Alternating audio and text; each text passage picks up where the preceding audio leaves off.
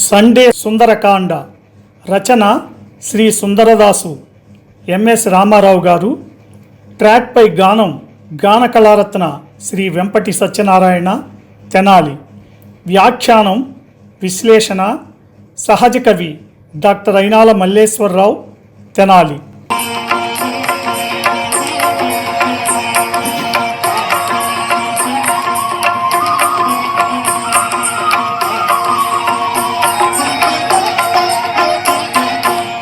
శ్రీ హనుమాను గురుదేవులు నాయద పలికిన సీతారామ కథ, నే పలికెద సీతారామ కథ.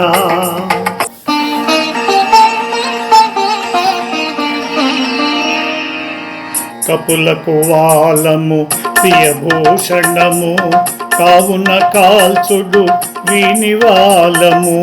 వాడవాడల ఊరేగింపుడు, పరాభవించి వదలివేయుడు.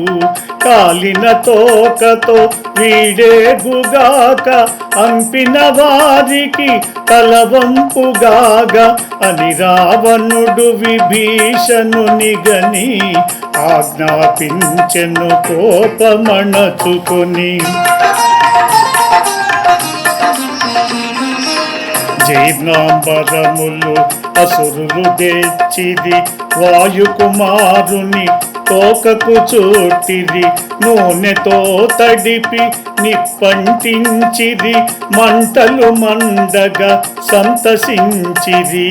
కపిపుంజరుని ఈడ్చుకుపోయిరి, నడివీధులలో ఊరేగించిది. మారుతి మాత్రము మిన్నకుండెను, సమయము కాదని సాగిపోయెను. శ్రీ హనుమాను గురుదేవులు నాయద పలికిన సీతారామ కథ, నే పలికెద సీతారామ కథ. విభీషణుడు తన అన్న రావణునితో దూతను చంపుట తగదని, వేరే విధంగా శిక్షించమని పలికాడు.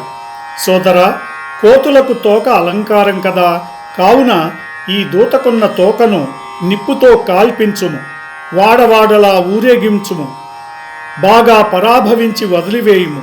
కాలిన తోకతో ఇతడు వెళ్ళి ఇతనిని పంపిన వారికి తలవంపు కలిగిస్తాడు అని రావణుడు విభీషణుని ఆజ్ఞాపించాడు. వెంటనే రాక్షసులంతా పరుగు పరుగున వెళ్ళి పాతగుడ్డలు పోగేసుకుని తెచ్చారు. మారుతి తోకకు చుట్టారు. ఆ గుడ్డల్ని నూనెతో తడిపి నిప్పంటించారు. ఆ మంటలతోనే మారుతిని ఈడ్చుకుపోయారు. లంకానగరం నడివీధులలో ఊరేగించారు. ఇంత జరుగుతున్నా మారుతి మాత్రం మౌనంగా ఉన్నాడు. సమయం కాదని అసురులతో సాగిపోయాడు. ఈ ప్రోగ్రాంపై మీ యొక్క అభిప్రాయాన్ని లైక్ చేసి కామెంట్ రూపంలో తెలియజేయండి.